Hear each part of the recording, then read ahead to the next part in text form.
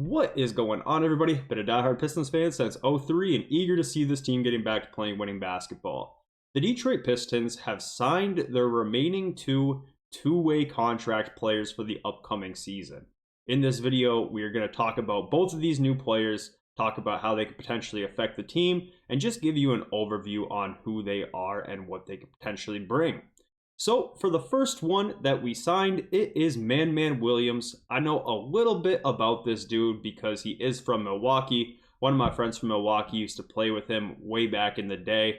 Now he is a 2-year NBA veteran. So that does mean that this will be his final year of eligibility for a two-way contract. To kind of zoom out, if you guys don't know, two-way contracts, we have 3 of them. Dennis Jenkins is the first one. We had 2 to fill. That means that they'll be spending time with the Motor City Crews and some time with the Pistons. So just kind of wanted to add that in. So to talk about Williams here, as I mentioned, he has spent 2 years in the NBA where he hasn't really got any real opportunities. He's only played in 8 NBA games. So to kind of go back to talk about his years in college, he averaged 18.5 points per game to go along with 6 boards and 5 assists during his senior year at Wake Forest. He is a 6'4" guard who can do a little bit of everything. To read a quick scouting report on him from when he left college to come to the NBA, it says he has a phenomenal handle and is a good driver. He's very smooth and has a nice pull-up game, can get defenders off their feet, but is patient with his shot. He has a full arsenal of moves in his pocket, as he can also shoot threes at an okay clip.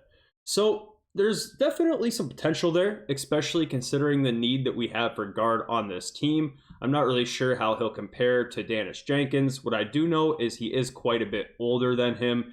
This player, is going to be a final year for a third-year two-way contract guy. So 25 years old, definitely on the older end for dudes that typically get two-way contracts. But looking forward to see what he can do. I know he's a super fun player to watch. I've seen some of his highlights before. He had a really nice highlight this summer league when he was with the Clippers with a nice poster dunk.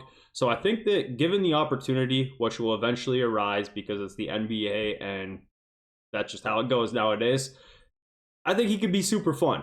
I don't have a ton of faith of him potentially ever becoming like the backup point guard for Cade or something like that.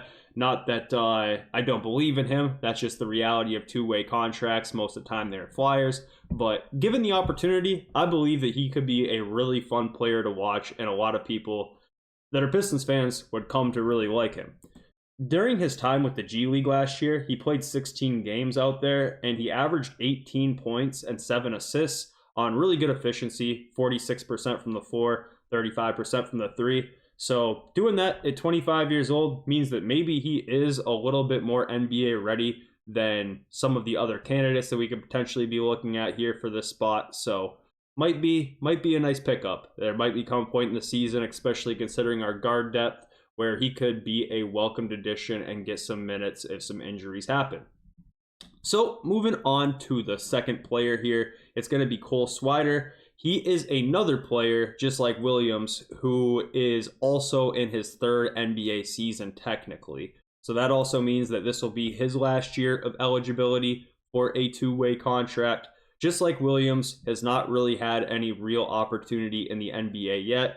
He played 25 games in the NBA over the past 2 seasons, some time with the Lakers, some time with the Heat. During his college days, he finished out his senior year at Syracuse, where he averaged 14 points per game while shooting 41% from 3 on 6 attempts per game. So that kind of paints a picture of who he is as a player. A big forward, 6'9", can shoot the ball. Last year in the G League, he played 7 games where he shot 42% from 3 on 11 attempts per game while scoring 23 points per game. So yeah, to keep it really simple and brief, especially considering that I haven't dived into the film on this dude a whole bunch, the dude can shoot it. This scouting report here that I'm reading from when he came out of college says that he is a skilled combo forward that can shoot and score the basketball. He played at Villanova before transferring to Syracuse. And then it talks about just his draft stock and things like that. So a little bit outdated, but nevertheless, I think that just kind of confirms our synopsis that this dude is a shooter. So overall, I thought this was kind of an interesting turn of events here for who they decided to go with for the remaining two-way spots, just because there was a lot of people that we had during the summer league and things like that that I thought potentially could get those spots and earn those spots. Tolo Smith, who broke his hand in the preseason, was with us for a while. Estrada, some of those guys I thought maybe would be the people we take flyers on. But it seemed like Trajan had a direction here with these last two-way spots. He went with two older players, both guys who are on their last year of two-way eligibility, who have spent a little bit time in the league and also are just generally on the more developed side of players you could potentially sign for these two-way spots. I thought that was a little bit interesting. I know that Cole here had spent some time with the Pacers in the preseason. Williams had spent some time with some other teams during the summer and throughout the preseason. So was kind of interesting and a bit surprising that they did go outside of kind of our environment here of our preseason and summer league players to find these dudes. But overall, the direction's pretty clear. He was looking for more developed guys than what we had, and I think both of these dudes are exactly that, considering that they're both 3 years technically in the NBA with a little bit of NBA experience, but obviously spent a good amount of time at college as well. Both finished out their senior years of college. So these guys are 25 years old, right? Versus some other two-way guys you could potentially pick up that might be on the younger side, say 21, even 22 years old. Considerably younger than the guys we went with in our direction for this.